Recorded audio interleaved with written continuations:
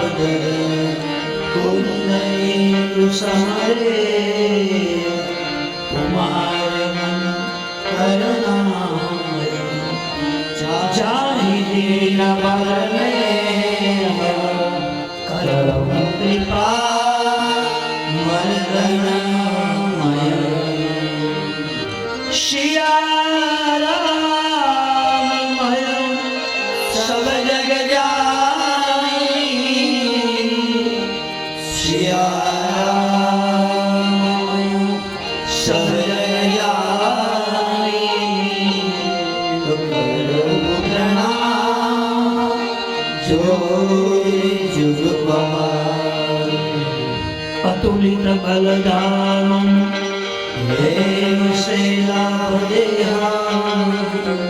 धनुजवन ईशानो ज्ञानिनाम् अग्रगण्यं सकल वारणधीशा रघुपति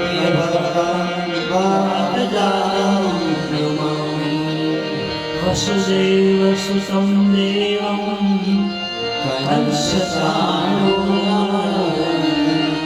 देवकी परमानन्दं श्रीकृष्णं वन्दे गुरु ब्रह्मा गुरुर्विष्णु गुरुदेवो महेश्वर गुरु साक्षात् परब्रह्मा तस्मै श्री गुरुवे नमः। बोलो रामचंद्र भगवान जय। अवधेश कुमार तिन्हकर चरित विदित संसार। श्री राम जय राम श्री राम जय राम। नारी प्रिया दुख लहे पाया भय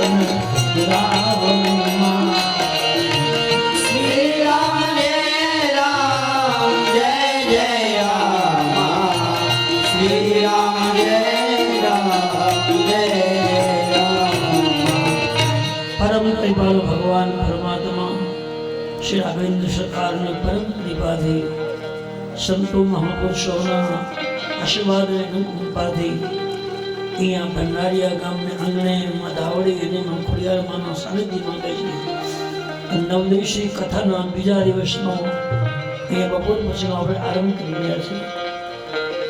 સવારમાં આપણે જોયું કે ભદ્રવાદી અને યાજ્ઞવલ્ક્યનો સંવાદ ચાલે। તીર્થક્ષેત્રમાં તેમની કથાનો અનુભવ કરે। પ્રયાગે તીર્થનો રાજા છે અને પ્રયાગમાં બે મહાત્માનું મિલન થયું। યાજ્ઞવલ્ક્ય પરમ યોગી સંત છે। ભદ્રવાદીને ખબર છે કે રામાયણના પરમ ઉપાસક યાજ્ઞવલ્ક્ય છે। અને અચિંતાના મને ભેટો થયો છે, એનું મિલન થયું છે, તો મને કંઈક પૂછવું જોઈએ. આપણને કોઈ સારો સંત, કોઈ સારો મહાપુરુષ મળે તો થોડી મનની વેદનાને કહેવી જોઈએ.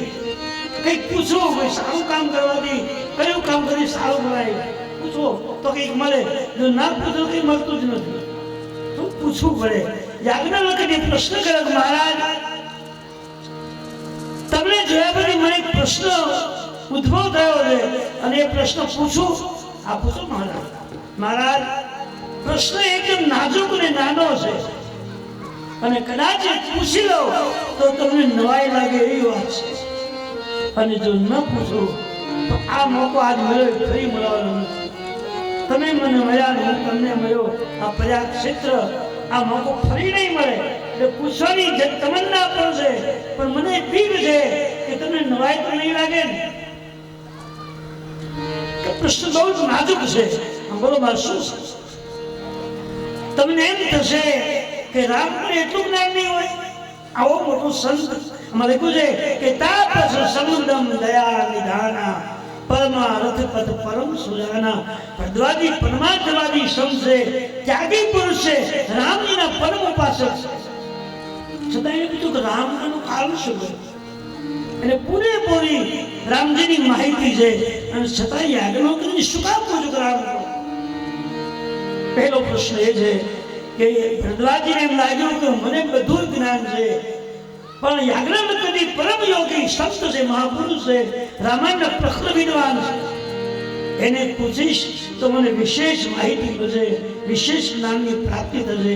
એને પૂછ્યું કે રામ એમ નથી આવડતું એવું નહીં, રામ પણ પૂછું છું. મહારાજ બીજી વાત એ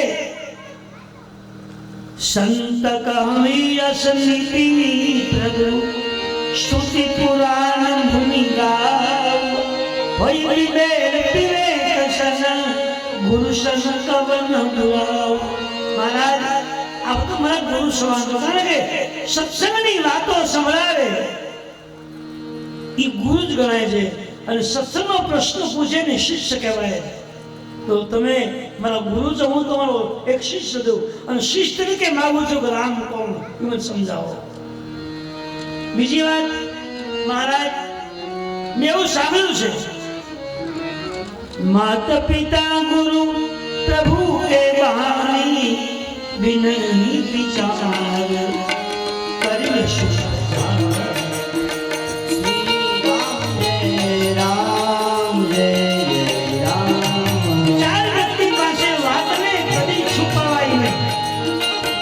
માતા પિતા, એક ગુરુ, એક બ્રાહ્મણ ને મિત્ર, આટલા વ્યક્તિ પાસે વાતને કદી છુપાવવી નહીં. અને છુપાવવામાં આવે તો સાચું જ્ઞાન મળતું નથી, સાહિત્યની સાચી માહિતી મળતી નથી. મહારાજ અત્યારથી તમને હું ગુરુદેવ માનું છું અને તમારી પાસે પ્રશ્ન બધું કે રામ આગળ વખતે કઈ માજ રામ કોને જાણવું હોય તો આખી રામ કથા સાંભળવી પડે અને સાંભળેલી કથાને સમજવી પડે. સાંભળવું તો હેલું છે, મેં સવાલમાં કહ્યું, પણ સાંભળેલું સમજવું બહુ કઠોર છે. એ સમજાય ક્યારે? તમે 2 કલાક કે 3 કલાક જે કથા સાંભળી હોય એ ઘરે જઈને પાનું ખોલો કે કયા કાનની. અને હું આ કથાનું બોલતો આ કાનમાં આટલાની ચોપાઈ આ જગ્યા પર આવે છે, આ બોલું છે, આ નંબર એવું નામ તો માહિતી મળી જ જાય. ક્યાં પ્રશ્ન ક્યાંથી શરૂ થયો ને ક્યાં પહોંચાયો છે એટલી આપણી જાણકારી જરૂરી છે. જો આપણામાં તમન્નાઓ જાણવાની જિજ્ઞાસા જો હોય તો આવો કોશિશ આપણે કરીએ છીએ. અને એવું આપણને બહુ લાગતું નથી કે હાલો ને એ રોજ ગાયા કરે, આપણે રોજ સાંભળ્યા કરો કથા સંસોની ફૂટા કાન તોય નોય બ્રહ્મ જ્ઞાન અખો કેનું કરું કેમ કારપદ હતા નહીં પુનઃવતી ગઈ પૂરું નહીં. થોડું પ્રયત્ન કરવાના. આ વસ્તુ તો ઠીક છે, આપણે દર વર્ષે કરીએ છીએ તો આપણે તકદીર છે, નસીબ છે વાળા, બહુ સદભાગ્ય છે. બડે ભાગ્યમાં અનુષ્ઠાન પાવા. તુલસીએ લખ્યું છે ઘણા સમય પછી આવો મનુષ્ય દેહ મળે છે અને એમાંય આવા ગ્રંથોને સાંભળવાની તક મળે છે ને એ નસીબદારને જ મળે છે, બધા નથી મળતી. ઘણા રખડે છે બધા. યાજ્ઞવલ્ક્યજીને ભરદાજી કહે મહારાજ તમને હું ગુરુ માનું છું, હવે રામ કોને મને કહો. યાજ્ઞવલ્ક્યજી કહે મહારાજ તમે જો મને પ્રશ્ન કર્યો કે રામ કોણ, આવો જ પ્રશ્ન પાર્વતીએ કૈલાસમાં ભગવાન શિવને પૂછેલો કે રામ કોણ. અને મહાદેવજીએ જવાબ જે આપ્યો હતો એ જ પ્રશ્ન છે તમારો, એ જવાબ તમને આપ્યો, મારો નહીં, મહાદેવજીનો બોલેલો પ્રશ્ન તમને આપ્યો છે. આપણી કથા નથી, આ તો મહાદેવજીના મુખમાંથી પ્રગટ થયેલી કથા છે. ऐसे संशय किन भवानी महादेव तब कहा बखाना. મહારાજ તમે મને જેમ પૂછ્યું કે રામ કોણ, આવો જ પ્રશ્ન ભવાનીએ પાર્વતીજીએ મહાદેવજીને પૂછેલો અને મહાદેવજીએ જવાબ જે આપ્યો તો એ જવાબ તમને હું આપું. બેના પ્રશ્નો એક જ છે અને બેના જવાબ અલગ અલગ છે. શિવજીનો જવાબ અલગ અને મારા જવાબથી અલગ પૂછ્યું પણ પ્રશ્નો એ જ છે. હવે શિવજીએ જવાબ જે આપ્યો હતો એ જવાબ હું તમને આપું છું.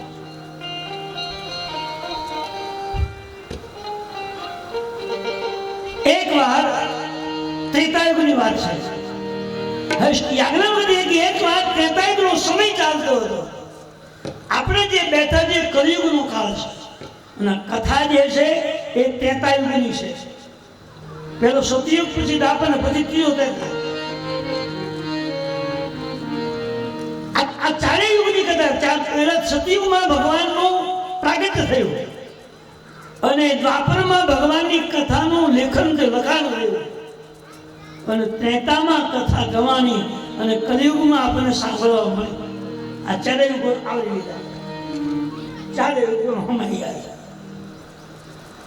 એક બાર ત્રેતા યુગમાં શંભુ ગયે ભજન સકામ.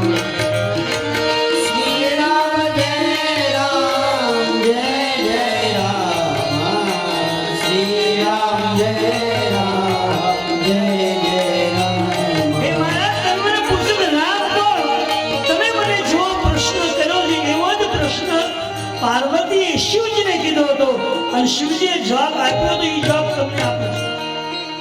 એક વસ્તુ નક્કી છે કે શિવજીની બોલાયેલી કથા, મારી તમારી તો વાત જ નથી આમાં. ખુદ મહાદેવની અને શિવજી જે છે એ દેવોનો પણ દેવ છે અને જગતનો પિતા છે અને જ્ઞાન અને વૈરાગનો સ્વામી છે. એ શિવજી જે બોલ્યા હતા એ વાત તમને હું કહું છું. ત્રેતાયુગનો સમય છે. શિવજી અને માં પાર્વતી, દેવ સતી પાર્વતી બે એક કુંભજ નામના ઋષિ શંભુ ગયે કુંભજ ઋષિ પાય. સતી ને ભગવાન શિવ જગતના માતા પિતા છે. કૈલાસમાં સુખ શાંતિથી જીવન જીવતા હતા પણ એ સમાચાર મળ્યા કે એક ઋષિ માતા કુંભજ નામના એક ઋષિ જંગલમાં રામ કથા એકલા ગાય છે. મહાદેવજીનો સ્વાભાવિક નિયમ છે કે ક્યાંક કથા થતી હોય કે એ આવે તો હોય. સામાન્યમાં પ્રમાણ છે કે 4 વ્યક્તિની હાજરી ન હોય તો આ કથા તમે ગાઈ શકો જ નહીં, ના લાગે. 4 વ્યક્તિ હાજર છે. એક શિવજી અને પાર્વતીજી, એક હનુમાનજી, એક મહાદેવજી અને એક ભગવાન રામજીની કથામાં 4 વ્યક્તિ હાજર. શિવજી અને પાર્વતી બંને જાય છે અને કુંભજ નામના ઋષિ રોજ કથા બોલે. જ્યાં પરમાત્માનું આ રામચરિત્ર ગવાતું હોય ત્યાં 3 વ્યક્તિની હાજરી ફરજિયાત હોય. શિવજી, પાર્વતી, હનુમાનજી. એ 3 જો ન હોય તો કથા બોલાય પણ નહીં, અવાજ નીકળે પણ નહીં અને તમને સમજમાં કશો આવી જાય. આ 3 હાજર રહે.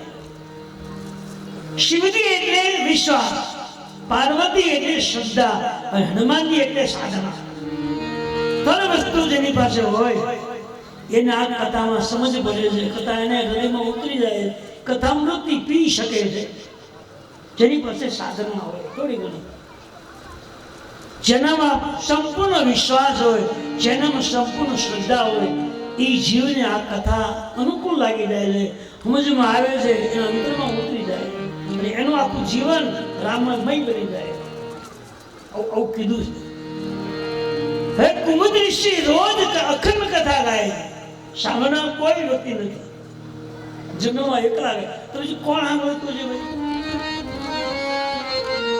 જળ ચેતન જગ જીવ ધને, જળ એટલે વૃક્ષો, ચેતન એટલે પક્ષીઓ, જે ઉડતા પક્ષીઓ હોય ને એ પક્ષીઓ કથા સાંભળે, પશુ અને પક્ષી. તુલસીજી એવું લખ્યું છે કે આ રામ કથા કેવી છે, જીવતો માણસ તો સાંભળે એ તો નવાઈની વાત નથી. એને કાન આપ્યા છે સાંભળવાની, સાંભળી શકે, થોડું ઘણું કદાચ બોલી પણ શકે, ગાઈ શકે, થોડું સમજી પણ શકે. પણ જે જળ છે, જે પક્ષી આકાશમાં પાંખોથી ઉડે છે, જે પશુ દોડે જંગલમાં, એ પણ કથા સાંભળે 100%. અને તમને વિશ્વાસનો દાખલો આપું કે રામાયણ ભાગવતજીમાં કથા આવે જડભરતની કથા.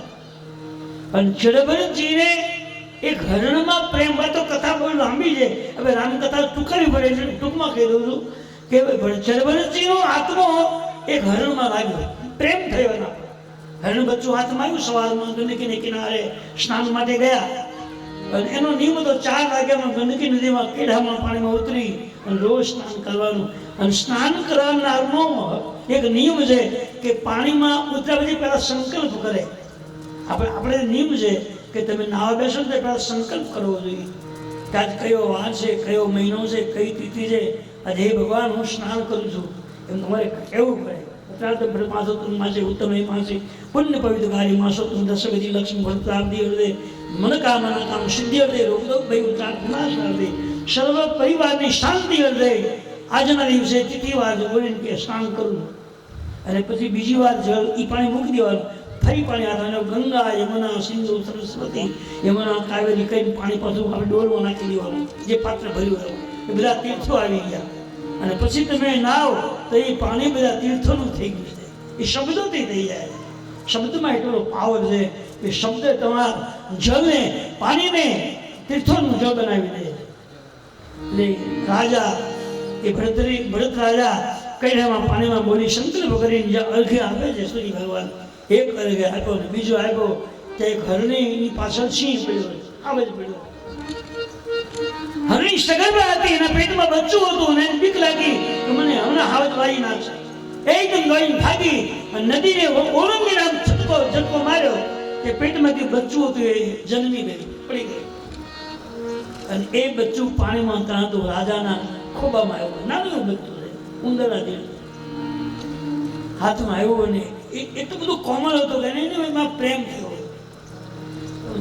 અમુક પશુ પક્ષીમાં નાનું બચ્ચું હોય ને આપણે બધાને પ્રેમ થાય છે, લાગણી થાય. રાજાને બચ્ચા પર પ્રેમ આવ્યો. એમ જોયું તમે જો ઠીક કોઈ હરણીના ગર્ભમાં ત્યાં બચ્ચું નીકળી ગયું. હવે આને તો એની મા તો મરી ગઈ, તો આનું કોણ? એટલે પોતે પોતાના આશ્રમમાં લઈ ગયા.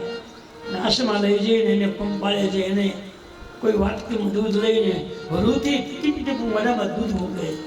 દૂધ પાતા 2 દિવસ ગયા, 5 દિવસ, અઠવાડિયું ગયો, કદાચ 15 દિવસ ગયા. પછી હાલવા શીખ્યું, દોડવા શીખ્યું. પછી તો ચાલો મીંડવામાં રાધા સેવા કરવા. ભગવાનની ઉપાસના માટે ઘર-બાર છોડ્યા, માતા પિતા છોડ્યા, પરિવાર છોડ્યો, કુટુંબ છોડ્યું, બધું છોડી અને જે સાધનામાં લાગ્યા હતા એનો મોહ જાગ્યો છે. એક હરણાના બચ્ચાઓ ફરી મોહ જાગ્યો. મોહ નિશાસન સૌની હારા દેખી સપન અનેક પ્રકાર. મોહ છે એક પ્રકારનું દુર્ગુણ છે અને અનેક જાતના સપનાઓ આપણને મોહને લીધે જ થાય. જે વસ્તુમાં મોહ લાગ્યો હોય એ સપનામાં દેખાય. સોનાની ઈચ્છા થઈ હોય, બહુ આખો ગુણનું આમ કર્યું તો હાનું સપનામાં આવે. હારી જોઈએ, હારી જોઈ હોય અને આપણે આ કહીએ તો સારું, આ બહુ સરસ લાગે છે, બહુ કિંમતી હશે, આ કપડું બહુ સારું, આને સપનામાં આવે, ખાલી કરી દઈએ આપણે, પહેરીને ખાલી ખરીદી લઈ આવ, પેકેટ મૂકી દીધી, સપનું આવે. મોહ નિશાન સપનું, આ બધું સપનું છે. મોહ છે નહીં, સપનામાં જાગૃત કરે. રાજાને મોહ લાગ્યો અને બચ્ચા માટે થઈ અને ભજન છોડ્યું. 24 કલાક જે ભગવાનના નામમાં બેસતા હતા એને કલાક ઓછો કરી નાખ્યો. બચ્ચા મારામાં 2 કલાક 3 કલાક એમ કરતા કરતા આખા 24 કલાકમાં 1 કલાક જેવું તો ભજન કરે, બાકી બચ્ચા રમાડવાનું થાય. જેને ભગવાન માટે બધું ત્યાગ્યું હતું ને પાછો બહુ જાય. આ તકલીફ હતી. બહુ ખરાબમાં ખરાબ હતું. ખરેખર નકર આપણે કોઈ વસ્તુ આપણી હારે આવવાની નથી તોય આપણે પકડી બેઠા છે. આ મારું આપણું કશું જ નથી. એકલા આવ્યા ને એકલું જવાનું, ખાલી હાથે જ જવાનું. આ તો ખાલી એક ઝરણાઓ છે, કઈ આપણને પકડાતું નથી. રાજાએ 24 કલાકમાંથી અડધો કલાક બસ જવું તેવું ભજન કરે.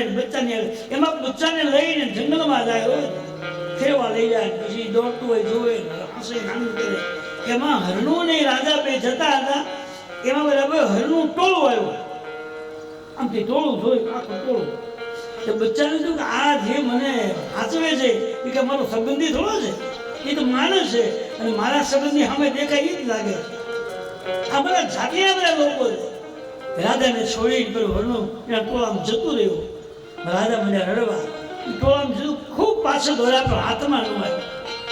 અને એ બચ્ચાને કારણે, એના મોહને કારણે રડે છે, હે ભગવાન મારું હરણું, મારું હરણું, મારું હરણું. એનું કાંઈ હગું નહોતું, કાંઈ લેવા દેવા નહોતું, તોય મોહ જાગ્યો, રડ્યા ખૂબ. અને પછી રડતા રડતા એમને દેહ છોડી દીધો. અંતિમ સમયે એની ઈચ્છા હરણામાં હતી કે બીજો જન્મ ને હરણનો મળે. એવું ભાગવતમાં લખ્યું છે.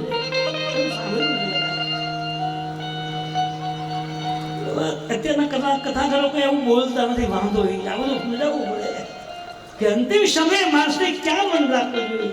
રાજા એક મહાન પુરુષ તપસ્વી જીવન જીવતા હતા. એને હરણના બચ્ચાનો મોહ જાગ્યો. અંતિમ સમયે હરણમાં ઈચ્છા રહી, મન રહી ગયો, એટલે શરીર છૂટી ગયો અને બીજો જન્મ થયો અને એને હરણ યોનિમાં આવતા રહ્યા, હરણ બનીને આવ્યા. એક ફાયદો થયો કે હરણ જન્મ થયા પછી એને આગલો જન્મ યાદ રહ્યો કે આગલા અવતારમાં એક ભૂલ મેં કરી તો મારે પશુ બલિ પાસે આવવું પડ્યું. જો આ બધું ન કર્યું તો હું ભવસાગર તરી જાય. એક જ ભૂલ મારી થઈ, મોહ જાગ્યો ને એક ભૂલ કરી નાખી. પછી એને કે હવે શું કરવું? એટલે જ્યાં તીર્થો જ્યાં કહેવાતા હોય, પછી પ્રયાગ હોય, પંચવટી હોય, ગંગાજી હોય, યમુનાજી હોય, સરયુ હોય, ગોકુળ, મથુરા, વૃંદાવન હોય, બધા તીર્થમાં ફરે. કે આ જન્મ તો મેં બગાડ્યો પણ હારા તીર્થમાં સ્નાન કરી જીવન ધન્ય બનાવ્યું. બધા તીર્થોમાં ફરી લીધું, સ્નાન કરી લીધું, તીર્થોનું પૂજન કર્યું અને પછી જ્યાં સત્સંગ હાલતો હોય, કોઈ મહાત્માઓ રામકથા ગાતા હોય ત્યાં જઈ અને કથા સાંભળતા રહે. પશુઓ વાત થાય એની આંખમાં આંસુ. એક ભૂલને કારણે મને પશુ અવતાર લેવું પડ્યું. આ શું કામ કીધું ખબર? માણસ ભૂલ ન કરી દે છે. સાંભળેલું હોય તો ભૂલ લગભગ ન થાય, પણ સાંભળેલું સમજાય તો. ખાલી સાંભળ્યું હતું તો કદાચ જતું રહે, કઈ નક્કી જ નથી. પણ સાંભળેલું સમજમાં આવી જાય તો ભૂલ કરતા થોડો વિચાર તો હવે મારે ન કરવું એ તો સમજાઈ જાય. બીજા અવતારમાં એને પશુ યોનિમાં ખૂબ ભગવાનની કથાઓ સાંભળી, સંતોના દર્શન કર્યા, સંતોની સામે બેસીને ખૂબ એનું દર્શન કર્યું. એટલે એને પછીના અવતારમાં એને બ્રાહ્મણ કુળમાં જન્મ મળ્યો. તો બધી લાંબી કથાઓ. ટૂંકમાં મારો કહેવાનો હેતુ છે કે અંતિમ સમયે જેમાં તમારો આત્મા રહ્યો હોય એ પશુ યોનિમાં હતો ત્યારે એ કથા મળવા હતી. અહીંયા કુંભદેશી જેનો પ્રાગટ્ય ગળામાંથી થયેલું એવા કુંભજ નામના એક ઋષિ એ ઝાડ નીચે બેસીને કથા કહે છે. પશુઓને, પક્ષીને વૃક્ષો કથા સાંભળે. એમાં શિવ અને સતી બન્યા હતા. એકદમ આનંદથી મહાત્મા કથા ગાય છે. આંખમાંથી પ્રેમ આંસુ વહેર્યા. ભગવાન શિવજીને પાર્વતીજીને આવતા જોયા અને મહાત્માજી હાજી થઈ ગયા કે જગતનો પિતા જે 24 કલાક રામ કથા ગાય છે એ મારા જેવા સામાન્ય વ્યક્તિની કથા મળ્યા. સંગ સતી જગ જનની ભવાની પૂજે ઋષિ શ્રી રામ જય રામ જય જય રામ. કુમદ ઋષિ કથા ગાય છે અને શિવ અને સતી કૈલાસમાંથી ઉતરી અને એ કથાને સાંભળવા જાય. શિવજી પોતે કથાના વક્તા છે અને સતી 24 કલાક કૈલાસમાં કથા સાંભળે છે. પછી ત્યાં જવાની શી જરૂર છે ભાઈ? મહાત્માજીની કથામાં શું કામ ગયા ભાઈ? કારણ તો છે તો એક વાત પેલું કામ તો એ છે કે આ મહાત્માજી ઘણા સમયથી રામકથા ગાય છે. એ રામકથાને સફળ કરવા માટે, એ રામકથાને સફળતા આપવા માટે ભગવાન શિવને સતી બની જાય છે. આ પેલું કારણ. બીજું કારણ, શિવજી છે વિશ્વાસ છે અને પાર્વતી એ શ્રદ્ધા છે. જ્યાં રામકથા થતી હોય ત્યાં શિવ અને સતીની બેની હાજરી હોય છે. એ બંને બેઠા હોય, આપણને દેખાડી પણ છે હાજર. તો જ આ કથા અહીંથી કહી શકાય, તો જ ચોપાઈ આપણે બોલી શકીએ, નહીતર નહીં બોલી શકાય. હાજર પણ આપણને દેખાતા એનું કારણ એટલું બધું આપણું ભજન નથી જેને આપણે જોઈ શકીએ. એટલી બધી ઉપાસના આપણી નથી જે આપણી દ્રષ્ટિમાં ભગવાન દેખાય છે. એના માટે ભજન કરવું પડે. સંગ સતી જગત જનની ભવાની પૂજે ઋષિ અખિલેશ્વર જાણી. જગતના પિતા ભગવાન શિવ અને જગતની મા સતી પાર્વતી બંને કથામાં મહાત્માની કથાને બંધ કરી દીધી છે. અને બંધ કરી નીચે ઉતરી ભગવાન શિવ ભવાનીને પગ પ્રભુ આજે હું ધન્ય બની ગયો. મહાદેવ સામાન્ય એક સાધુ જંગલમાં પર્ણકુટીમાં બેસીને એક ઝાડ નીચે કથા સાંભળે છે. કથા બોલે છે એ સમાટે જગતના પિતા શિવ અને સતી બંને આવ્યા. આજ મારી કથા પૂર્ણ થઈ ગઈ, સફળ થઈ ગઈ. ભગવાન શિવજીને સતી બંને ગયા અને મહાત્માજીએ કથા શરૂ કરી. પગે લાગી સન્માન કર્યું, આસન આપ્યા અને શિવને સતી બંને બેસી ગયા. અને મહાત્માજી બહુ રાજી થયા કે આજ મારી કથા સાંભળવા જગતના પિતા શિવ અને પાર્વતી બે આવ્યા છે. આજે હું ધન્ય બની ગયો છું, આજે સફળતા મને. રામ કથા મુનિ બર જબ ખાણી સુની મહેશ પરમ સુખમાં. મહાત્માજી શિવને સતીને જોઈ અને પ્રેમથી કથા આરંભ કર્યો. જ્યાં મહાત્માજીએ કથા શરૂ કરી ત્યાં મહાદેવજીની આંખ બંધ થઈ ગઈ છે. આંખમાંથી આંસુ ટપકવા લાગ્યા. જ્યાં સુધી મહાત્મા કથા બોલ્યા ત્યાં સુધી ભગવાન શિવની આંખમાંથી હરખના અને પ્રેમના આંસુ આવ્યા. એની બાજુમાં સતી બેઠા હતા, એને આંસુ ન આવ્યા ને કઈ રસોઈ ન જાગ્યો, એને કઈ ખબર જ નહીં શું હાલે. એનું કારણ એક સાથે બંને આવ્યા, એક સાથે બેનું આસન આપ્યા, એક સરખું બેનું સ્વાગત પૂજન કર્યું, એક સરખા બેની બેસવા માટે આસન આપ્યા અને એક સરખી કથાને સંભળાયું. તો એકને હરખને આનંદ થયો, એકને કેમ નહીં થયો? શિવજી એ કથામાં ગયા પછી સાવધાનીથી બેસી ગયા છે. બધી જ પ્રકારની જંજાલ એક બાજુ મૂકી અને માત્ર કથા અને કથા સાંભળે છે. એકદમ કથા, બીજું કોઈ ઝંઝટ મનમાં છે જ નહીં. હું માત્ર કથામાં બેઠો છું અને મને સુંદર કથા સંભળાય, બીજું કશું જ નથી. એમાં જે ભગવાનના ગુણગાન ગવાય છે એ સાંભળે છે અને એ સાંભળતાની આંખમાંથી એનું હૈયું ભરાયું અને આંખમાંથી આંસુ ટપકવા લાગ્યા. તુલસીજી કહે છે કે હરિના ગુણગાન ગાતા ગાતા સાંભળતા સાંભળતા ક્યારેક 9 દિવસમાં જો હરખના આંસુ આવે ને સમજો આપણી કથા સફળ થઈ ગઈ. ભગવાને મારા પર દયા કરી દીધી છે, મારી કથા નિષ્ફળ નથી, સફળતા વાળી છે. આંસુ આવે તો આમ પેલું કે મરચું મરચું નાખીને એમ નહીં, એમને માવવાનું મરચાવાળો હાથ લગાવવાનો આંસુ એ તો બરાબર છે, ઠીક છે, પણ આપણે હરખમાંથી ઊંધો આવવો જોઈએ. કથા એક એવી વસ્તુ છે કે કાનમાંથી જો શ્રદ્ધાપૂર્વક તમે ઉતારો દો. કથામૃત શબ્દ વપરાયો છે, કથામૃત. અમૃત હંમેશા પીવા, પણ અમૃત જે છે એ મુખથી પીવાય છે અને રામ કથામૃત કાનોથી પીવાય છે. આ તકલીફ અલગ અલગ જગ્યા છે.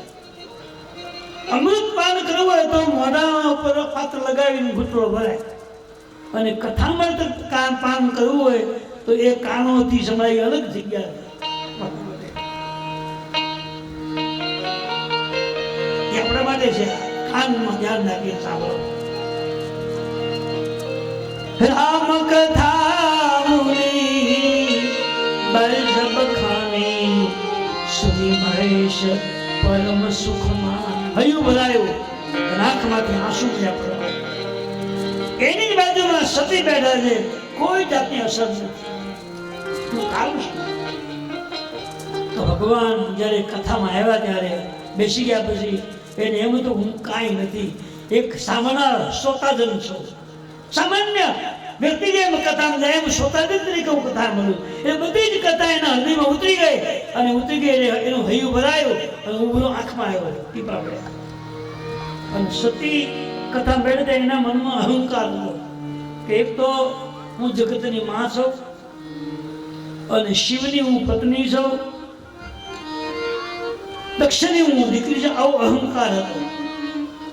અને કોઈ પણ જાતનો અભિમાન લઈ અને તમે કથામાં જો બેસો તો આ કથા તમને સમજમાં નહીં આવે, કથા અંતરમાં ઉતરવા દઈ દે. કારણ કે અહંકાર જે છે મોટામાં મોટો પાપ છે. એ આપણે કાનમાંથી કથાને બધું જવાબ આડું ઊભું થઈ જાય, પડતો બંધ થઈ એટલે હમણાં એટલે જેમ માણસને કથાને સમજવી હોય, સાંભળવી હોય, અંતરમાં સ્થાન આપવું હોય તો અહંકાર રહિત બનવું પડે. હું કઈ જ નથી, એક ભગવાનનો મોકલેલો એક માનવ છું, એક સામાન્ય વ્યક્તિ છું, આપણું કશું છે જ નહીં. અને ખરેખર આ જીવનમાં અહંકાર કરવા જેવું આપણા માટે કશું જ નથી. સંપત્તિ, વૈભવ, સત્તા આ તો બધો ખેલ છે વાલા. આજ ભગવાન લખપતિ ને કરોડપતિ બનાવી દે, કાલે કરોડપતિ બનાવી દે, કાંઈ નક્કી જ નથી. આ કઈ પૂરું ન થાય, ક્યારે વિખાઈ જાય નક્કી નથી, એ રહેતું નથી કોઈ. જીવનમાં અહંકારને ત્યાગવો પડે, અહંકારને જીતવો પડે. કોઈ પણ અરે કદાચ શરીર સારું હોય, સ્વસ્થ હોય તો એનો પણ અહંકાર ન કરે, કારણ કે ક્યારે બગડી જાય નક્કી નથી. હાવ હોય કઈ હોય જ નહીં કે હોલું હું લો નથી કરાવ જાય છે, આરામ ઉઠાવો, આરામ બોલો, આરામ વાત કરું, કશું નથી આપણું યાર. તો અહંકાર શેનું કરવાનું? પણ તુલસીજી કહે છે કે અભિમાન કરવો તો એવું કરજો, કરવા જેવું. અસયભિમાન જાય જની ભોરે ને સેવક રઘુપતિ મને ભગવાને મનુષ્ય જન્મ આપ્યો છે અને મારે રામ સેવા કરવી છે, મારો ધર્મ. બીજો અહંકાર નહીં હોવો. અસયભિમાન જાય જની ભોરે ને સેવક રઘુપતિ. શ્રી રામ જય રામ જય જય રામ. હું ભગવાન રામજીનો દાસ છું અને દાસ્ય ભાવથી તમે જો ભગવાનનું નામ ગાઓ, ભગવાનની સેવા કરો, ભગવાન માટે અડધો કલાક વાપરો, 100% સફળતા. દાસ્ય ભાવ એટલે દાસ્ય ભાવથી ભગવાનનું પૂજન કરવાનું. ભગવાને દાસ્ય ભાવ કોને ખબર? જે રામજીની મૂર્તિ હોય કે લાલાની મૂર્તિ હોય કે કૃષ્ણ ભગવાનની મૂર્તિ હોય કે શાલિગ્રામ ભગવાનની મૂર્તિ હોય કે મહાદેવજીની મૂર્તિ હોય, એને પ્રેમથી તમે નવડાવો, જળથી, ગંગાજળથી, પંચામૃતથી સ્નાન કરાવો, પછી એને એક સુંદર મજાનું સુશોભિત તિલક કપાળમાં કરો, પછી સુંદર મજાના ફૂલ ચડાવો, પછી સુંદર મજાની આરતી ગાઓ. બસ પૂજા છે. ભગવાન બહુ પ્રસન્ન થાય છે. એને મને એ ટાઈમ ભલે અડધી કલાક ટાઈમ વયો જાય પણ એ ટાઈમ તમારો સફળતાવાળો ટાઈમ છે. એ અડધી કલાકનો સમય તમારો ભગવાનને ચોપડે લખાય જાય કે આ માણસે ભગવાન માટે અડધી કલાક વાપરી છે. ગામમાં કપાટા મારી કોઈની આગી પાછી કરીએ એ લખાતું નથી, તો હેરાન કરે. આ જાગૃત થવાનો યોગ આપ્યો છે. અસયભિમાન જાય જની ભોરે નહીં સેવક. એક સેવક તરીકે ભગવાનની સેવા કરી હોય તો અડધો કલાક વાપરજો. જેમ કપડા પહેરવામાં, માથું બોલવામાં, ફૂગો પાડવામાં, માકેપ લાગવામાં જો અડધો કલાક નહીં કરતા થોડોક ટાઈમ ભગવાન માટે વાપરો, 10 મિનિટ 20 મિનિટ. મેકઅપ કરો કે તમે શણગાર બહુ કરો તો ભગવાન રાજી ન થાય, પણ તમે એના માટે અડધો કલાક 20 મિનિટ વાપરી હોય ભગવાન એટલું નક્કી કરે કે આ માણસે મને માટે 20 રાખી. ભગવાન શિવજી અભિમાનથી મુક્ત બની કથા સાંભળતા હતા ને કથામાં રસ પડ્યો છે. અને સતીના મનમાં અહંકાર હતો કે હું જગતની માતા છું, દક્ષની હું દીકરી છું અને શિવની હું પત્ની છું, એવો અહંકાર હતો. એક પણ વાક્યમાં અસર થઈ જતી, કથા ફોકટ માગે. અને બીજી વાત એ છે કે એક મોટું તળાવ હોય અને બાજુમાં એક મોટો ડુંગરો પહાડ હોય અને બહુ વરસાદ પડતો હોય તો પોઝિશન શું થાય? વરસાદ ખૂબ પડે તો તળાવ પાણી ઉપર વરસાદ પડે એ બધું જળ એકત્રિત ભેગું થાય, તળાવ ભરાઈ જાય. અને પહાડ પર જેટલું પાણી પડે એ દળીને જતું રહે. એ મહાદેવજી પાત્ર બનીની કથા સાંભળતા હતા એટલે એક એક શબ્દની અસર થઈ અને હૈયો ભરાયો અને આંખમાંથી હરકના આંસુ આવ્યા. કથામાં મોજ આવી. અને સતી અભિમાનથી બેઠા હતા પહાડ બનીને, એક વાક્ય કાનમાં ન ગયો, સીધી કથા વહી ગઈ. એટલે માણસને પોતાના જીવનમાં કથામૃત જો પીવું હોય તો કાનથી પીજો, પણ પેલા ધ્યાન રાખજો કે એ પીવા માટે તમે એના લાયક બનવું પડશે, પાત્ર બનવું પડશે. પાત્રતા વિના આ અમૃતમય કથા આપણા જીવનમાં આવતી નથી. સાંભળો તો એને પાત્રતા બનાવવી પડે. અને પાત્રતા બનાવવા માટે કઈ નવું વાસણ ન લાવવું પડે. શરીરને પાત્ર બનાવવું છે, બને જ કઈ રીતે? હરિના નામથી બને, સાધનાથી, ઉપાસનાથી. જેમ જેમ હરિનામ ગાતા જાઓ એ મંત્રના દોષ ધોવાય અને પાત્ર ચોખ્ખું ને પવિત્ર બની જાય અને પછી કથા અસર કરે. આ કથા જેને સાંભળી હોય કે ગાવી હોય એને પહેલા બહુ તપસ્યા કરવી પડે, બહુ કઠોર તપ કરવું પડે. મહાત્માઓ અંજલ વિના સાધના કરે છે, તપ કરે ને એને ક્યાંક અધિકારી બનાવવાના, છતાંય એ જગત માટે કંઈક પુરુષાર્થ કરવો. શિવજીની સતીબનની કથામાં હતા પણ સતીની કોઈ કથામાં અસર નથી. અને પછી થોડીક વાર થઈ એટલે કથા પૂરી થઈ. શ્રી રામ જય રામ જય રામ. જ્યારે કથામાં આવ્યા તો એમણે કીધું કે સંગ સતી જગત જનની ભવાની પૂજે ઋષિ અખિલેશ વરદાની. જગતના માતા પિતા કથામાં આવ્યા અને મહાત્માજી ઉભા થઈ એનું પૂજન સ્વાગત કર્યું. વિદાય લીધી એમ લખ્યું કે મુનિ સંગ વિદા માગી ત્રિપુરારી ભવન ગયો સંગ દક્ષ કુમારી. જગતના પિતા મહાદેવજી અને દક્ષની દીકરી બે કથા સાંભળીને જાય, માતા મટી ગયા. કથામાં ગયા, કથામાં 2 કલાક સાંભળી, 3 કલાક જે કઈ નહીં મળ્યું પણ માતા દીકરીની સંબોધન ફરી ગયું અને રાજકુમારે કહી દીધું છે. કેમ?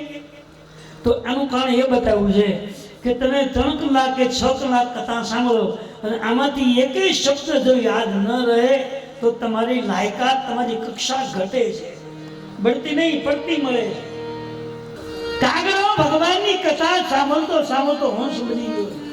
આ કથાનો પ્રભાવ કેવો છે? એ ઉત્તરકાંડમાં કથા આવે. કાગડો જે ભ્રષ્ટવતુને ખાનારો એ રામ કથા સાંભળતો સાંભળતો હંસ બની ગયો. એટલે બઢતી મળે છે, પણ લક્ષ્ય રાખીને જો કથા ફોગટમાં ન જાય તો બઢતી અવશ્ય મળે છે.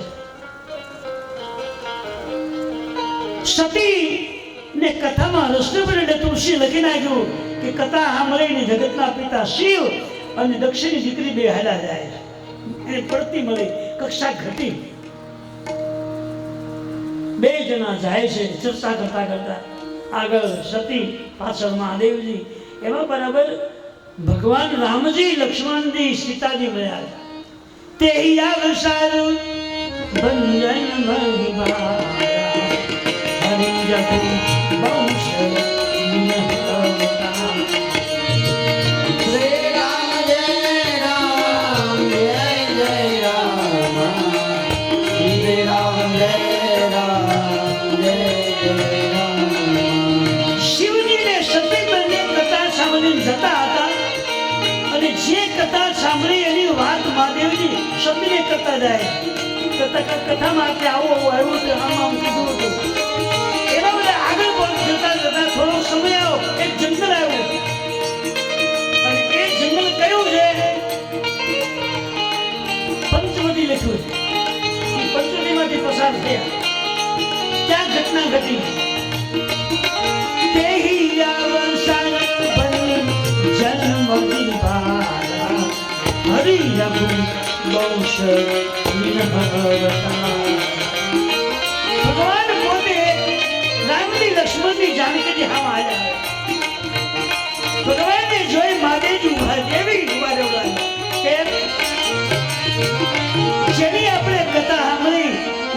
લક્ષ્મણ જાનકીજી હાલ્યા પગે લાગી ગયો. તો તુલસીજી કહે છે કે કોઈ મનુષ્ય સાવધાનીપૂર્વક આ ભગવાનની કથા સાંભળે અને રોજ આવજા કરે તો 9 દિવસમાં એક વખત ભગવાન તમને રસ્તામાં આમાં મળે. મળવા જ જોઈએ. કેમ નહીં મળે? એનું કારણ શું છે? શિવને આ મળ્યા તે શિવ માટેથી, સતીનામાં કઈ કથાનો રોજ નથી, પણ શિવજીને લઈને ભગવાન આવવું પડ્યું દર્શન દેવા. જો તમે વિશ્વાસથી ભગવાનની કથા સાંભળો તો તમને ઘરે જતા રસ્તામાં ભગવાનની અનુભૂતિ થાય, દર્શન થાય, કોઈ રૂપમાં થાય. એને ઓળખવાની લાયકાત આપણામાં હોવી જોઈએ. એ દ્રષ્ટિ આપણે મેળવી પડે. લોચન ચાતક જીન કરી રાખે.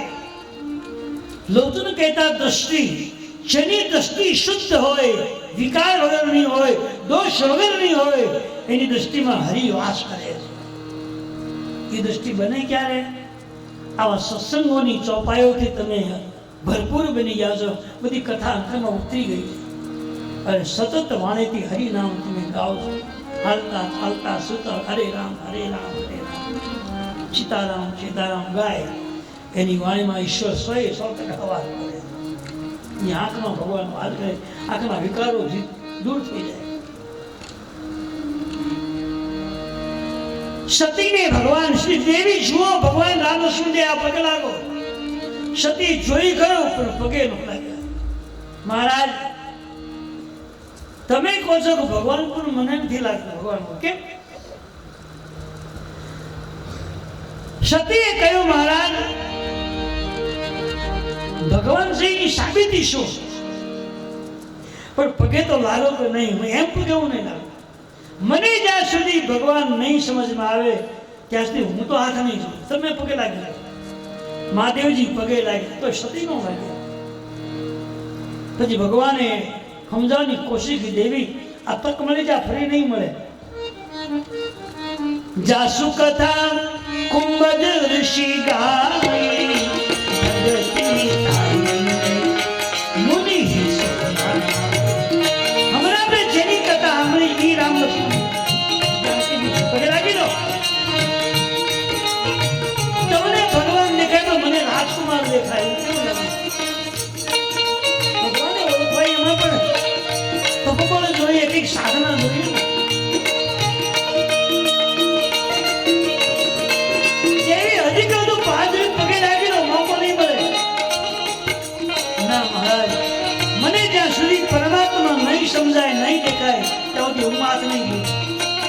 ભગવાને દ્રષ્ટાંત આપ્યું કે દેવી સોય મમ ઈષ્ટ દેવ રઘુવીરા સેવત જાય સદા મુનિ. શ્રી રામ જય રામ જય જય રામ. છે ભગવાનનું નામ 24 કલાક હું ગાઉં છું. ઈ રામ લક્ષ્મણજી જેનું નામ હમણાં આપણે કથામાં સાંભળ્યું ઈ જ ભગવાન. મારી પર ઈચ્છા દેખો, પગે લાગો. ના મારું નહીં લાગે. મારી દ્રષ્ટિએ મને રામજી ભગવાન નહીં રાજકુમાર દેખાય. જંગલમાં જે સંત મહાત્માઓ 24 કલાક રામ રામ ગાય ઈ રામ લક્ષ્મણની સીતાજી પગે લાગો. મને હજી ઈ ત્રણેયમાં રાજકુમારો દેખાય, હું નહીં લાગતો. મહાદેવજીએ ગેરંટી આપી કે જેને ઈષ્ટ ભગવાન માનું છું ઈ જ રામ છે પગે લાગે. ભગવાન માનવું ન જોઈએ ન માન્યા. છેલ્લે મહાદેવજીએ સતીને સમજાવવાની કોશિશ કરી. મુનિધીર જોગી શ્રી દશન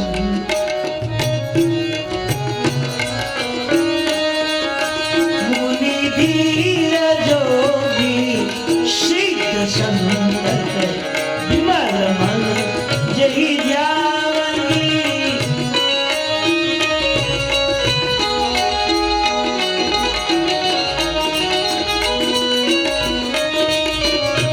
કહીને નિગમ પુરાણ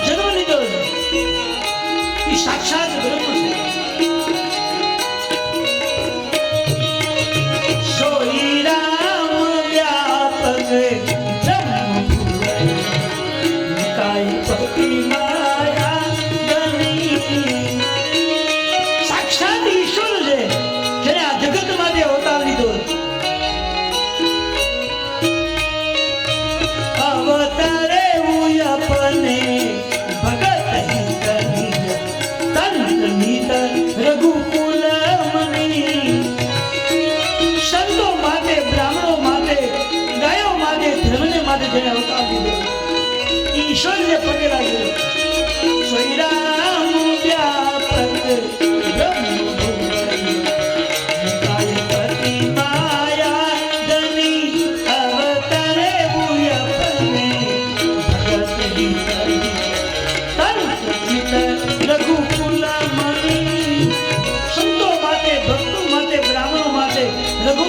જે ભગવાને મનુષ્ય રૂપે અવતાર લીધી બ્રહ્મ છે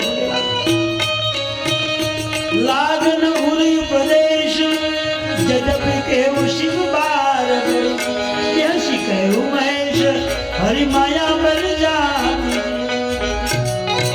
આટલા બધા દ્રષ્ટાંતો આપી અને સમજાવવાની શિવજીએ કોશિશ કરી છતાં સતીને કોઈ વસ્તુ લાગ્યો જ્યાં સુધી માણસના મનમાં અભિમાન હોય, આંખમાં જ્યાં સુધી વિકાર હોય અને શરીરમાં જ્યાં સુધી દોષ પડ્યા હોય ત્યાં સુધી સાચી વસ્તુ સમજમાં આવતી નથી. આ પ્રમાણપત્ર આપ્યું છે. લાગન ઉર ઉપદેશ, ઉર કહેતા હૃદય. અંતર એ કોમળ છે, એમાં બધી વસ્તુ હંગરી શકાય. પાપને હંગરી શકાય, અવગુણને હંગરી શકાય, વાતોને હંગરી શકાય, આગી પાછી કર્યું હોય બધું હંગરી શકાય, પણ આ ન હંગરાય. ઉતરી જાય તો પેલો પાર કરી ઓલું મને જવા ન દે, આડું પડ્યું. એ કથાને અંદર કહેવત નો દેવું કરે. લાગન ઉરી ઉપદેશ જદપી કહે એવું શિવ બાર બહુ. પેલું સત્સંગની અંદર જવું છે પણ પેલા દુર્ગુણો આડા ઉભા, કાનની અંદર આડા બેઠા, એ પેલાને અંદર જવા જ ન દે. ખાનથી કૂતરો ભરવો છે પણ અંદર જવાની જગ્યા હોય તો થાય ને. આડું પેલા હમાય ઉભા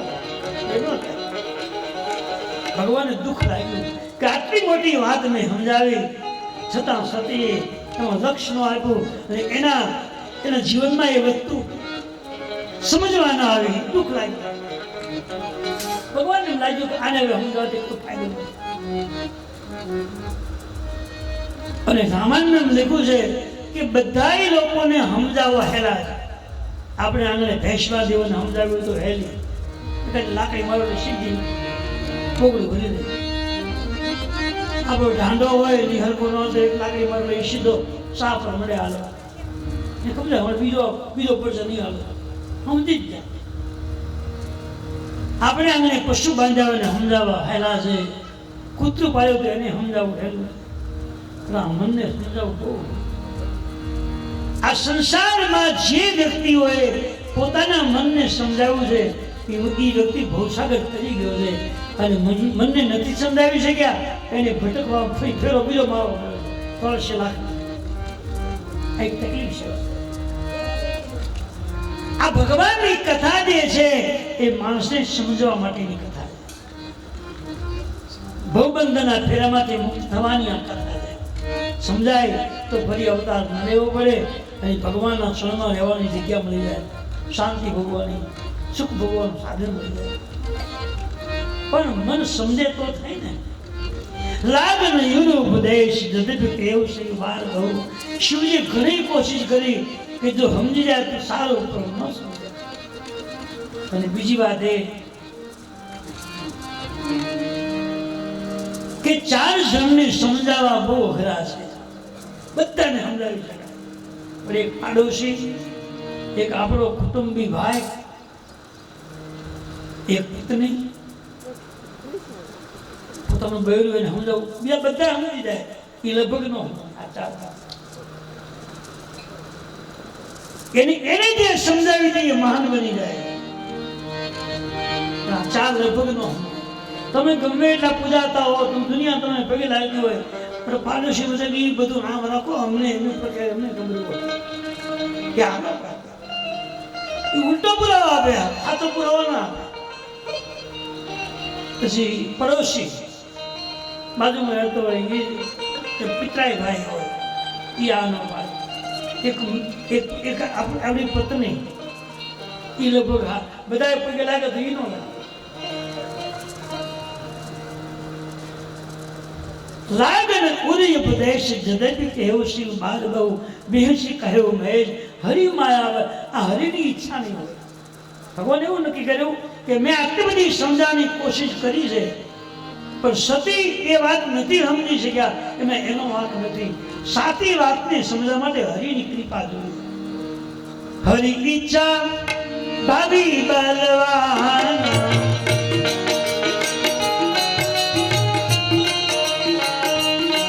હરિની ઈચ્છા વિના એક શબ્દને સમજી શકાતો નથી.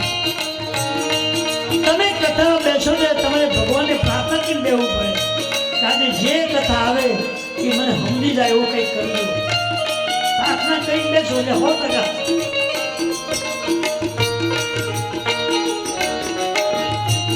શિવજીએ સમજાવવાની કોશિશ કરી, સતી ન માન્યા એટલે માતાજી મનમાં નિર્ણય કર્યો કે લાગન ઉદય ઉપદેશ જગત કહેવું શિવ બાર બહુ બેશ કહેવું મહેશ હરિ માયા બલ જાણે. આ હું સમજાવું છું અને મારી પત્ની નથી સમજતા, એમાં એનો હાથ નથી, આમાં હરિનો કંઈક સંકેત છે, હરિની કઈ ઈચ્છા છે. આમ નથી ઘણી વાર આપણે ધાર્યું કામ મળી કરવા અને આપણું ધાર્યું જો ન થયું હોય તો આપણે તરત કહીએ ને ભગવાન ઈચ્છા નહીં હોય, બીજું શું કરું, તમારે હાલ્યું નહીં તે નકર ભગવાન યાદે ન આવે. તમારું ન રીતે ભગવાન પર છોડ્યું કે ભગવાન ઈચ્છા નહીં હોય, એની ઈચ્છા પર તમારું કર્મ ડગલું કેમ કામ થાય. સતી ભગવાને પ્રગટાવ્યા, મહાદેવજીને દુઃખ લાગ્યું અને હવે ભગવાન બોલા સતી હાલો આપણે કૈલાસમાં જઈએ. એ ખોટી વાત નથી, કઈ ફાયદો નથી. હું કહું તમને ભરોસો તો નહીં, મારે બોલવાથી શું ફાયદો, એના કરતા આપણે જગ્યાએ ગયા જાય. એટલે મહાદેવજી આગળ ને સતી પાછળ જાય. એ રસ્તો જે છે હાલવાનો એનો, એ રસ્તામાં ભગવાન જો હજી કંઈક કહું અને હજી જો સમજી જાય તો શું કર્યું, ભગવાનને નિર્ણય એવો કર્યો, હાલતા હાલતા કથા થતા જાય. બરણત પંત વિવિધ ઇતિહાસ વિશ્વ નાથ પહોંચે કૈલાસ. શ્રી રામ જય રામ જય જય રામ. બરણત પંથ વિવિધ ઇતિહાસ, એ પંથ એટલે રસ્તો. શિવ અને સતીજી રસ્તામાંથી ચાલતા ચાલતા જાય છે કયા કરો એ જવાનો જે માર્ગ છે, રસ્તો જે છે પંથ એટલે રસ્તો, એ રસ્તામાં મારેલી કથા બોલતા બોલતા આવે સતી પાસે સાંભળતા. બરણત પંથ વિવિધ ઇતિહાસ વિશ્વ નાથ પહોંચે કૈલાસ. શ્રી રામ જય રામ જય જય રામ. શિવ અને સતી બંને કથા સાંભળી અને પોતાના કૈલાસમાં જાય છે. એ રસ્તામાં ભગવાન આગળ આગળ કથાને બોલતા જાય, ભગવાનના ચરિત્રો ગાતા સતી પાછળ પાછળ હાલ્યા જાય. તો ભગવાનને ખબર પડી કે હું જે ગાવ એ સતીને સમજાશે નહીં, મારે મારું થવું એનું દેવ થવું. વિશ્વનાથ પહોંચે, ભગવાન શિવ અને સતી એની જગ્યાઓ પહોંચી ગયા. બીજી વાત, આપણે કોઈ પણ માર્ગમાં જતા હોઈએ ત્યારે રસ્તામાં ભગવાનના વિચારો કરતા કરતા તમે જો જાઓ તો તમારી મતિમાં સારા વિચારો આવે અને તમે જે કામ માટે જાઓ છો એ કામ સફળ થઈ જાય. બરણત પંથ વિવિધ ઇતિહાસ, ઇતિહાસ એટલે ભગવાનનું ચરિત્ર, પંથ એટલે રસ્તો. આ સંસાર રૂપી એક માર્ગ છે આપણો જીવન જીવવાનો. આ સંસાર રૂપી માર્ગમાં તમારે સુખ શાંતિ જોઈતા હોય, તમારે શાંતિ જોઈતી હોય તો આ સંસારના માર્ગમાં તમે પ્રભુને યાદ કરો, ભગવાનની લીલાઓને ગાતા રહો. એકાદ બે સ્તુતિઓ પાકી કરી લો, શ્રી રામચંદ્ર કૃપાલો ભજમન હરણ ભવ ભયદાર મમ, એ બસ પાકું કોને એ ગાઓ તો એમાં બધું આવી ગયું. કાંઈ જરૂર નથી, રામને ખોદવાની જરૂર નહીં, અને એનો શબ્દ ન આવડે તો એની બસ એ એટલું કરો ને બધું પૂરું. અને એનાથી તમને ન આવડતો હરે રામ હરે કૃષ્ણ ગાતા હાલતા શ્રી રામ દય દય. શબરી ક્યાં ભણેલી હતી, ક્યાં સ્કૂલમાં ભણવા ગઈ હતી, હા અવગણ હતી, નીચ સ્કૂલમાં જન્મેલી હતી, અજ્ઞાત હતી, તુચ્છ લોકોથી ત્રસાયેલી હતી, છતાં એક રામ શબ્દ, એક ગુરુ પર એને વિશ્વાસ હતો મતંગ ઋષિ ઉપર. અને ગુરુજી એમ કહેતા કહેતા બેટા બીજું કાંઈ નહીં, નમાવડે તો કાંઈ નહીં, ખાલી રામ રામ ગાજે, એકવાર રામ તને મળવા અહીંયા આવશે. એક વિશ્વાસ એને એવો લાગ્યો ગુરુદેવનો એ રામ નામ પકડી લીધું અને પછી છોડ્યું નહીં. પણ એ રામ નામ ગાતા ગાતા રડે છે એકલી. વર્ષો બધી એ થાકી નથી પણ એના હૈયામાંથી હરખના આંસુ. અને કિષ્કિંધા અરણકાંડમાં લખ્યું છે કે જ્યારે રામ નામ તમે ગાઓ અને એ રામ નામ ગાતા ગાતા તમારી આંખમાંથી રામના પ્રેમના આંસુ આવે, રામ દેખાય, એની ચાકી થાય તમારી આંખોમાં અને તમારું મન એનામાં લાગી જાય ત્યારે હૈયું ભરાય અને હૈયામાંથી ઉભરા આવે. તુલસીએ લખ્યું છે મમ ગુણ ગાવત પુલક શરીરા. પોતે બોલ્યા કે મારા ગુણગાન ગાતા ગાતા જ્યારે તમારી આંખમાંથી હરખના આંસુ આવે, પ્રેમના આંસુ માનજો હું તમારા હૈયામાં આવી જ્યાં સુધી આંસુ ન આવે તો મારું હજી બહુ વાત ઘણું બધું કઈ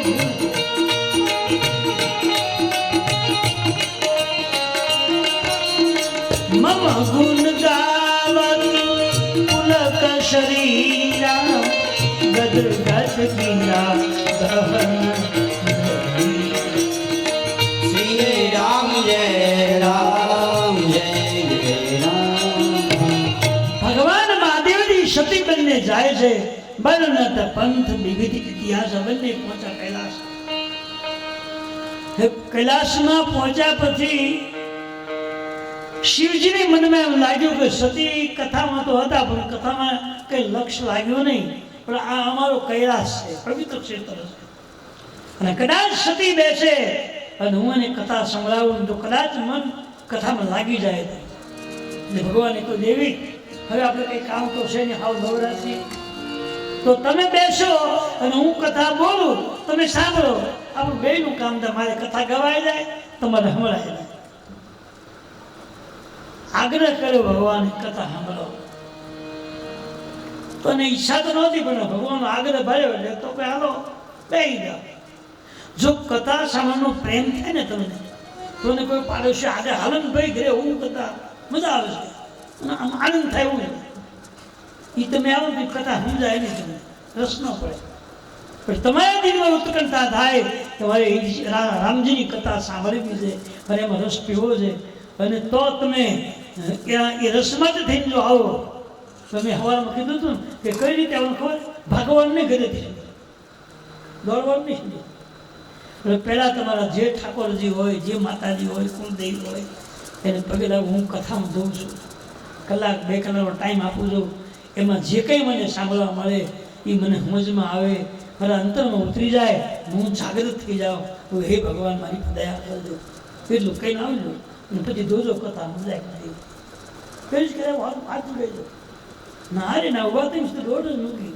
કોઈ કીધું હાલો હાલો મજા આવ્યું એ પૂરી થાય પદ્ધતિ સહ. અહીં ભગવાન શિવજીએ સતીને આગ્રહ કર્યો તમે સાંભળો, સમય છે બિલકુલ ફ્રી ટાઈમ છે. સતી જો હવે હાવ બેવું બધા હાલો સાંભળીએ હું વાંધો બેઠા અને મહાદેવજી કથા ગાવા લાગ્યા. શિવજીએ કથા શરૂ કરી અને સતીને અસર થવી જોઈએ એ અસર નથી. લાગી સમાધિ. ભગવાન શિવજી ભગવાનની કથાનું ગુણગાન ગાવા લાગ્યા.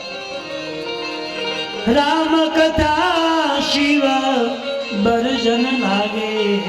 ભગવાન કથા ગાવા લાગ્યા અને ભગવાનની આંખ બંધ થઈ ગઈ છે અને કથા ગાતા ગાતા આંખમાંથી આંસુ મજા.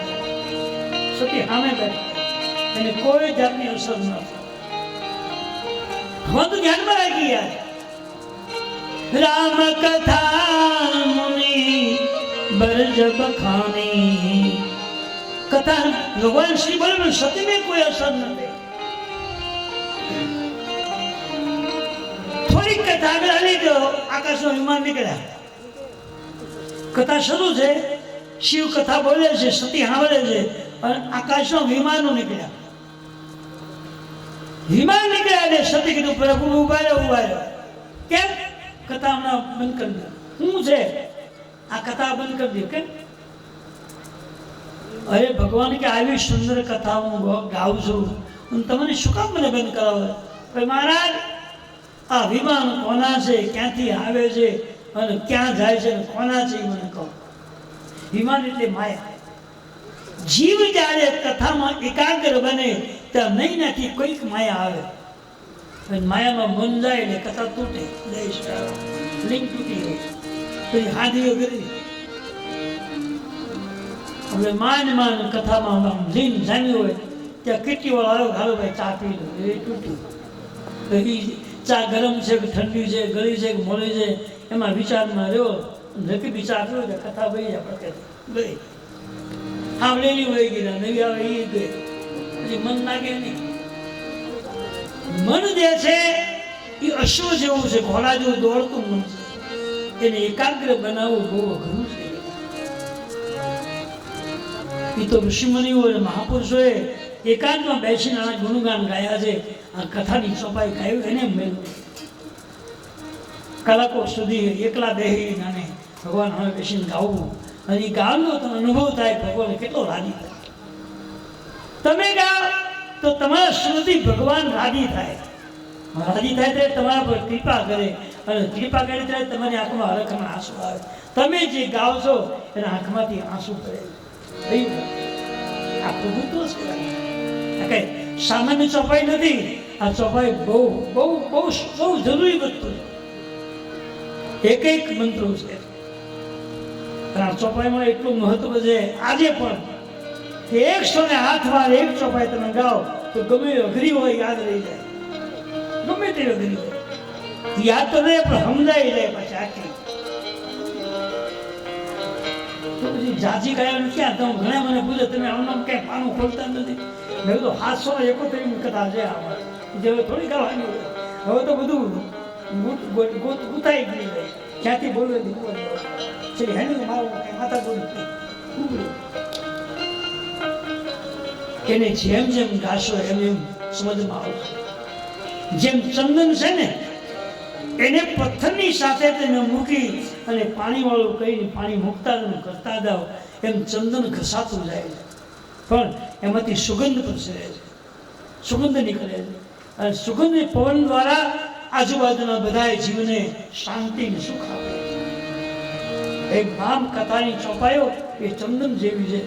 જેમ જેમ ગાઓ એ કસાશે નહીં, એ તમને સુગંધ આપશે. તમને એના મય બનાવો. ગાઓ જેમ જેમ ગાઓ, અને આવડે તો ગાઓ, ન આવડે તો ગાઓ, પણ ગાઓ. હવળી ગાઓ તોય ભગવાનને માન્ય છે. પહેલેથી ગાઓ કે છેલ્લેથી ગાઓ તોય ભગવાન કે મને માન્ય. એ સીધી હું કરી નાખી, તમે ગાઓ. આપણે ગાવી નથી ભગવાન શું કરી દો. હમણાંથી બોલ્યું નથી ભગવાન શું કરે? તમે બોલશો તો ભગવાન રાજી થશે. અને 2 દિવસે 2 મહિને 5 મહિને 10 મહિને તમારી રામ કથા અવશ્ય થશે. મારી પર તો થઈ છે, હવે તમારી પર થાય એ તો હરી જાણે. બધાના હૈયા હું ક્યાં બેઠો? પણ હું તો કહું છું મારો બાપલો ગાય છે, આ મારી કથા. મારી કથા માન વધી ગયું. હું તો પાકી ગયો ને, હવે તો ન કઈ જરૂર નથી. પણ ખરેખર આ સમયમાં જે ગાવું જોઈએ, સમજવું જોઈએ, એ બધું એને મળ્યું. એ શું છે બધું ખબર? એ રામ કૃપા. ભગવાન શિવજી મહારાજને સતી બની જાય છે. સતીનું મન કથામાં નથી લાગ્યું. ભગવાન મહાદેવજીને સતી પહોંચી ગયા. શિવજી કે મહારાજ વિમાન કોના છે? કે અરે ભગવાન કે આટલી સુંદર કથા ગાઉં છું, એ કથા એ વિમાનની કથા હું તમને કહીશ તો તમને શાંતિ નહીં મળે, સુખ નહીં મળે, તમને કોઈ તકલીફ મળશે નહીં. પણ હું જે કથા ગાઉં છું એ તમે સાંભળશો ને તમને ફાયદો થશે, લાભ થશે. ના મહારાજ મને એ કથા કહો. કોના વિમાન છે, ક્યાંથી આવે છે, ક્યાં જાય, શું કામ જાય છે? વિમાન એટલે માયા. અને જીવને માયા ભગવાનની કથા સમજવા દેતું નથી, કથામાં રસ પડવા દેતું. એ માયા વિચિત્ર છે, અતિ વિચિત્ર. ભગવંત ગતિ કોઈ જગ જાણે સોય. માયા વિચિત્ર છે. અને એ વિચિત્ર માયા જે છે એ તમે શાંતિ બેઠા હો ને બરાબર ધ્યાનથી સાંભળતા હોય તોય તમે વિઘ્ન કરે. એ તો ભગવાનની કૃપા બરાબર જો થાય તો જ આ શબ્દો સમજા નહીં તો રસ પડતો જ નથી. ભગવાને કહ્યું, દેવી આટલી સુંદર હું કથા બોલું છું અને તમે શું કામ વિમાનમાં? એ વિમાનથી ફાયદો નહીં થાય. આ કથા ભવસગનમાં તમને થાશે નહીં. મહારાજ મને વિમાનની કથા કહો. મહાદેવજી સમજી ગયા કે આના ભાગ્યમાં ભગવાનની કથા નથી, અને જેના ભાગ્યમાં ન હોય એને સંભળાવવાની કોઈ જરૂર રહેતી નથી. કારણ તુલસીએ લખ્યું છે, સકલ પદાર્થ હે જગ માહી ભાગ્ય વિના પાવના. શ્રી રામ જય રામ જય જય રામ. આ સકલ સંસારના લોકો માટે આ કથા છે, પણ જેના ભાગ્યમાં હોય એને જ આ કથા સાંભળવા મળે છે, સમજવાનું મળે છે. એમાંથી રસ જાગે બધા જ નહીં. સકલ પદાર્થ હે જગમાહી ભાગ્ય વિના. શ્રી રામ જય રામ જય જય રામ. રામ કથા શિવ ભજન લાગે. ભગવાન શિવની કથા બોલે છે, સતીનું ધ્યાન વિમાનમાં ગયું અને ભગવાને કહ્યું, દેવી હવે મને લાગે છે કે તમારા ભાગ્યમાં ભગવાનની કથા નથી, વિમાનની કથા છે. આ કથા તમારા ભાગ્યમાં જ નથી. અને ભાગ્ય વિનાની કથા મળતી નથી, એના માટે ભાગ્ય બનાવવું પડે. એટલે ભગવાન એમ થયું, હવે આ કહેવાથી મારે કોઈ મતલબ નથી. એ કથા બંધ કરી અને વિમાન કોના છે, ક્યાંથી આવે છે, ક્યાં જાય છે, શું કામ જાય છે, એ કથા શરૂ કરી. હે દેવી, તમારા પિતાજી દક્ષ મહારાજ એના રાજની અંદર યજ્ઞ કરી રહ્યા છે અને યજ્ઞની બધા દેવતાઓને એને પત્રિકા આપી છે. એટલે પ્રત્યેક દેવતાઓ આપના પિતાજીને ત્યાં યજ્ઞમાં જાય છે. આ બધા દેવતાઓ હનુમાન છે. આપણા પિતાજી જે યજ્ઞ કરે છે એની પત્રિકા બધાને પહોંચાડી છે અને પત્રિકાને લઈ અને બધા જ દેવતાઓ, નાના મોટા પ્રત્યેક દેવતાઓ આપણા પિતાજીના ઘરે યજ્ઞમાં જાય. સતી કે નહીં, ખોટી વાત છે. તમે કહો છો કે યજ્ઞ છે, પણ તો હું એની દીકરી છું, તમે એના જમાઈ છે, તો આપણને પહેલા ન મોકલવો જોઈએ, આપણને વિવેક કરવા ન આવવું જોઈએ. દેવી, એમાં તકલીફ શું છે? તમારા પિતાજી યજ્ઞ કરે છે, પણ એનો યજ્ઞ અહંકારનો યજ્ઞ છે. અને અભિમાની માણસ કરતો હોય ને એનો ધોખો ન કરાય. એ બધી લથાજી પૂરે જ કરે, સાચું ઓછું કરે, સાચું ખોટું જ કરે. અહંકારથી કોઈ માણસ કંઈ કરતો હોય તો અહંકારથી સારું કામ સફળ થતું નથી. પેલા અહંકારથી મુક્ત બનવું પડે. અહંકાર જો આપણામાંથી નીકળી જાય તો જ આ ઈશ્વરની કથા સાનુકૂળ બને છે.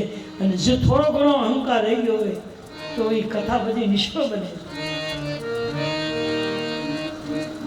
ભગવાન શિવજી કે જે દેવી તમારા પિતાજીના મનમાં અભિમાન, સ્વાભિમાન, એની પાસે સત્તા છે, સંપત્તિ છે, એની પાસે લોકોનું જૂથ છે, આ બધું અભિમાની વડે ભેગું અને અભિમાનને લઈને યજ્ઞ કરે છે. એટલે આપણને કઈ ખબર પડે નહીં, મારે ખોટી વાત. તો ભગવાને કીધું, સાંભળો બીજી વાત કહું કે થોડાક ટાઈમ પહેલા હવે બધા જ દેવો બ્રહ્માની સભામાં ભેગા થયેલા. બધા દેવા એમ હું હતો અને બ્રહ્માની સભામાં બેઠા હતા ત્યારે બ્રહ્માજીએ એ આપણા પિતાજીને ચક્રવર્તીનું પદ હોતું છે. બ્રહ્માજીએ તમારા પિતાજીને ચક્રવર્તી પદ સોંપ્યું અને એટલે ચક્રવર્તીને મુંગટ પહેરી અને તમારા પિતાજી દક્ષ રાજા એ સભામાં આવ્યા. ત્યાં મુએ તો બધા દેવતાઓ હતા. એ દક્ષ રાજાને પ્રજાપતિનો મુંગટ જોઈ અને બધા ઉભા થઈ સન્માન આપ્યું, માન આપ્યું, હાથ જોડીને વંદન કર્યા. પણ હું ઊભો થયો નહીં. શું કામ ના ઉભા થયા? એનું કારણ કે પહેલી વાત તો એ છે કે તમારા પિતાજીને ચક્રવર્તી પદ મળ્યું મને ખબર નહોતી, મેં સાંભળ્યું જ નહોતું, મને ખ્યાલ નહોતો, એટલે ઊંઘો ન થયો. અને બીજું મને એમ લાગ્યું કે હું તો જમાઈ જાઉં અને જમાઈ દે કે હું કદાચ ન માન આપું તો હું કરી લેવાના મને હું ઉભો ન થયો એ બધા ઉભા થયા ને હું ન ઉભો થયો એનું બરાબર એને ધ્યાન રાખ્યું અને પછી એને યાદ રાખ્યું અને મારા અપમાન માટે આ યજ્ઞ કર્યો છે એટલે આપણને બોલાવ્યા નથી. આપણા અપમાનનો યજ્ઞ એમ આપણે જવાય ખરું નથી બોલાવ્યા આપણે જવું નથી. સતી કે મહારાજ તમારે મારા પિતાને બેને વાંધો હોય તો તમે ન જાતા બાકી હું તો દીકરી છું મારે જવું જ જોઈએ ને. અને બધાય બહેનો ભેગા થાય હગાવાલી દીકરીઓ આવે નાના મોટા સંબંધીઓ આવે અને હું એકલો કેટલું મારે જવું છે. ભગવાને કીધું દેવી વગર બોલાવે કદી જવાય નહીં હું ના પાડું. વગર નિમંત્રણે કોઈ પણ ને ત્યાં નહીં જવું જોઈએ. જવા જેવું કોઈ જ નહીં જવાની કોઈ ફાયદો થતો નથી. તો સતી પર જવાબ આવે મહારાજ એ વાત તમારી સાચી કે વગર બોલાવે ન જવાય પણ મેં એવું સાંભળ્યું છે માતા પિતા ગુરુ પ્રભુ કે બાની બિનહી વિચાર કરીએ શુભ શ્રી રામ જય રામ જય જય રામ.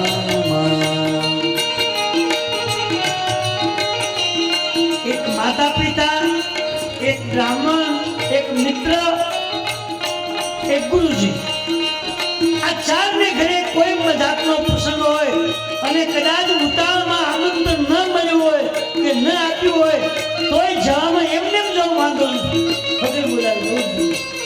આ ખોટો આ પાર્વતી પ્રસંગ આ વાત ખોટી છે. હા એવી વાત તમારી સાચી છે કે માતા પિતા ગુરુ બ્રાહ્મણ અને મિત્ર આટલાના ઘરે પ્રસંગ હોય અને કદાચ નિમંત્રણ ન મળ્યું હોય તોય પહોંચી જવામાં વાંધો નહીં. કદાચ એને ભૂલાઈ ગયું હોય એની પત્રિકા કદાચ કંઈક ભૂલમાં બીજે પડી ગઈ હોય મુકાઈ ગઈ હોય એનું સમજે આપણે જવું જરૂરી છે. મહારાજ શિવજી કહ્યું દેવી તમારા પિતાજીનો ખાસ કરી અને મારા અપમાન માટે યજ્ઞ કર્યો છે એમાં કઈ થોડું જવાનું હોય કઈ બીજો અમથો યજ્ઞ તો હોય પણ એક તો મારા અપમાનનો યજ્ઞ એમાં યજ્ઞમાં એને અહંકાર રહે કે હું શિવનું અપમાન કરવાનો છું એવી જાહેરાત કરે એની પત્ની એને એ પર અભિમાન છે એટલે એવા યજ્ઞમાં જવાની કોઈ જરૂર નથી. તો સતી કીધું મારે તમારે વાંધો હોય તમે ન હતા હું તો જાઓ મારે જવું છે. કા પ્રભુ જાવું જો ભી નહીં બોલાય નહીં ભલી બાત હમારે ભાઈ. દેવ મને એમ લાગે છે કે વગર બોલાવે તમે જશો ને ત્યાં પરિણામ સારું નહીં મળે કલ્યાણ નહીં થાય ના પાડો. અને પતિદેવ જો એની પત્નીને કોઈ પણ કામની ના પાડે અને પતિ જો વાત ન માને તો પરિણામે એને દુઃખ ભોગવવું પડે છે. તમે કરજો જે કરતા હોય તમે વેપાર ન કરતા ખાસ. આ તો રામાયણની વાત છે એ તો ખુલાસો કર્યો છે કે પત્નીઓએ એના પતિની વાતને માન આપવું જોઈએ. તમે તો આપતા જ હોય ને આટલી બધી કથા મળી હોય એ થોડા ભૂલ કરે આપું છું ને તમે ન આપતા તો આપવું હોય ધ્યાન રાખવું ભૂલ કરે એવું ન કરવું. કથા સાંભળ્યા પછી કંઈક આમાંથી લેવું જરૂરી છે. આપણી ને રામકથા જે છે એ હરીશો છે. હરીશો એટલે કાચ. તમે સવારમાં નાઈ ધોઈ કમ્પ્લીટ થયા ફર્સ્ટ ક્લાસ ઇસ્ત્રીવાળા કપડાં પહેર્યા મેકઅપ લગાવ્યું માથું બાથું હોય કમ્પ્લીટ થયા અને પછી તમે કાચની સામે આવ્યો તો તમે જે કમ્પ્લીટ થયા છો તમે જે શૃંગાર પહેર્યો છે જે કંઈ મેકઅપ કર્યો છે એમાં તમે ક્યાં ભૂલ પાડી છે કઈ ભૂલ છે એ કોણ બતાવે એ કાચ બતાવે છે. એમ રામકથા એ જીવનનું દર્પણ છે કાચ છે. રામચરિત જીવન અરીસા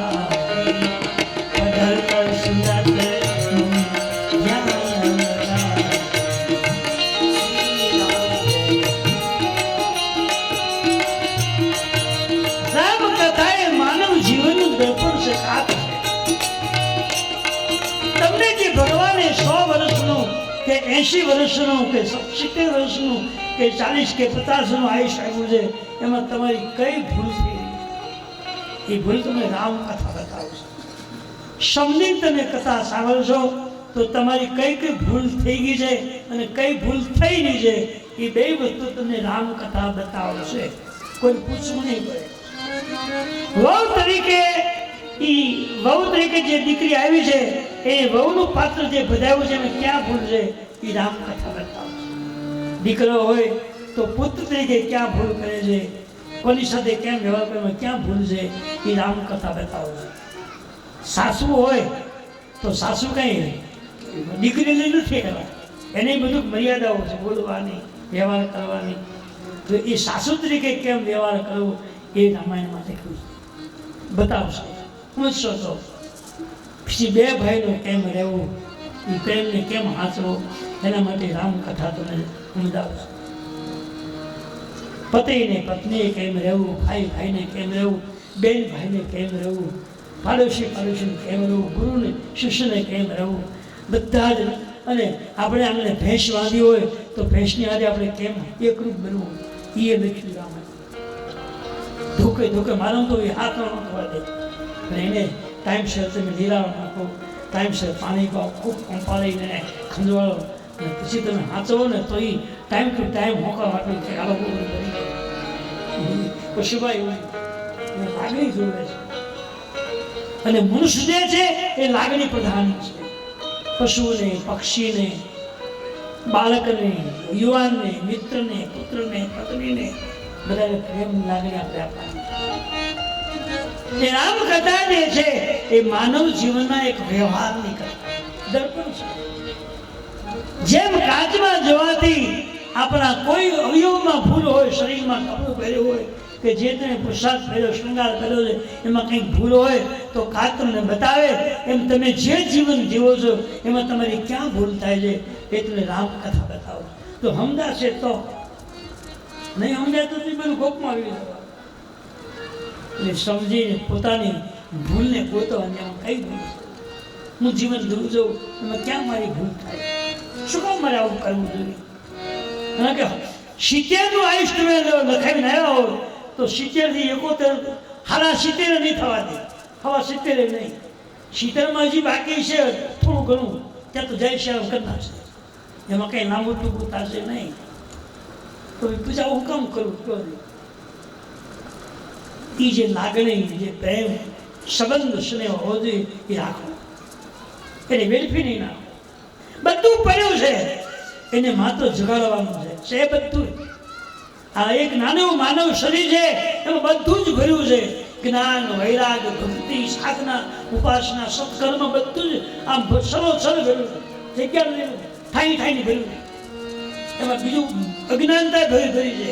ચોરી કરવી, ખોટું બોલવું, આગુબાજી કરવી, નિંદા કરવી, આ બધું જ પડ્યું છે. ઈર્ષા કરવી. એક પાત્રમાં બધી વસ્તુ બે બાજુ સમાવી દીધી. એક પાત્રમાં બધી વસ્તુને સમાવેશ કરેલો છે. સત્ય ને અસત્ય, ધર્મ ને અધર્મ, ન્યાય અને અન્યાય બધું ભર્યું. આવો રામાયણનો કે ભાગવતજીનો, ગીતાજીનો ગ્રંથ આપણે સાચી વસ્તુ લઈને ખોટી પડી મૂકી દે, એને છોડી દેવાની, સાચું પકડી લેવાનું.